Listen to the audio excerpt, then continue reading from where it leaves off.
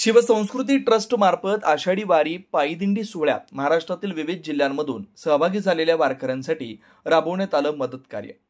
शिवसंस्कृती trust मार्फत संतश्रेष्ठ श्री ज्ञानेश्वर माऊली पायी दिंडी सोहळ्यात सहभागी वारकऱ्यांसाठी फलटण जिल्हा सातारा इथं अल्पोपहार व अन्नदान करण्यात आलंय। तसेच त्यांना शारीरिक व्याधींवर उपचार व वैद्यकीय सुविधा उपलब्ध करून देण्यात आल्या।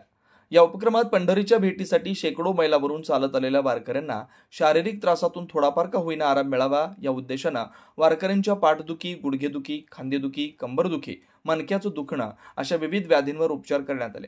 या आरोग्य सेवेसाठी ट्रस्टचे सदस्य श्री संतोष भाबड, श्री सचिन शिंगटे यांचं विशेष सहकार्य लाभलंय। यावेळी ट्रस्टच्या सदस्यांनी दिलेल्या या सेवेबद्दल वारीमध्ये सहभागी आपल्या माता भगिनी व ज्येष्ठ वारकऱ्यांनी सर्वांचे आभार व्यक्त केले। या आषाढी वारी उपक्रमादरम्यान सकाळच्या वेळी वारकऱ्यांसाठी अल्पोपहार व चहा उपलब्ध करून देण्यात आला। याचा लाभ शेकडो हरिभक्तांनी घेतला। तसेच या वारीच्या प्रवासादरम्यान वारकऱ्यांना त्यांचे मोबाईल चार्जिंग करता यावेत यासाठी संस्थेचे सदस्य श्री संजय घाडगे यांच्या सहकार्याने 100 चार्जिंग पॉइंट उपलब्ध करून देण्यात आले होते।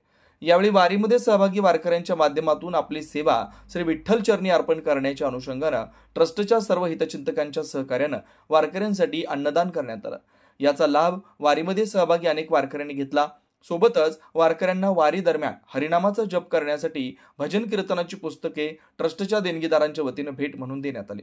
या अन्नदानाबद्दल हरिभक्तांनी ट्रस्टच्या सर्व हितचिंतक व देणगीदार यांचे विशेष आभार मानले। ट्रस्ट मार्फत राबवण्यात आलेल्या या उपक्रमामध्ये ऊन, वारा, पाऊस याची तमा न बाळगता विठ्ठलाच्या भेटीसाठी आतुरतेने निघालेल्या भक्तांना प्रवासादरम्यान उद्भवणारे सर्दी, ताप, खोकला, थकवा, अंगदुखी इत्यादी आजारांवर मोठ्या प्रमाणावर औषधे उपलब्ध करून देण्यात आली। सोबतच वारकऱ्यांचा पुढील प्रवास सुकर व्हावा यासाठी ट्रस्ट मार्फत मोठ्या प्रमाणावर सुका खाऊ, फळे, पाणी इत्यादी वस्तू देखील पुरवण्यात आल्या। ट्रस्ट मार्फत राबवण्यात आलेला हा उपक्रम पार पाडण्यासाठी हरिभक्तपरायण विजय महाराज बोबडे गुरुजी आणि त्यांच्या सहकाऱ्यांचं मोलाचं मार्गदर्शन लाभलंय।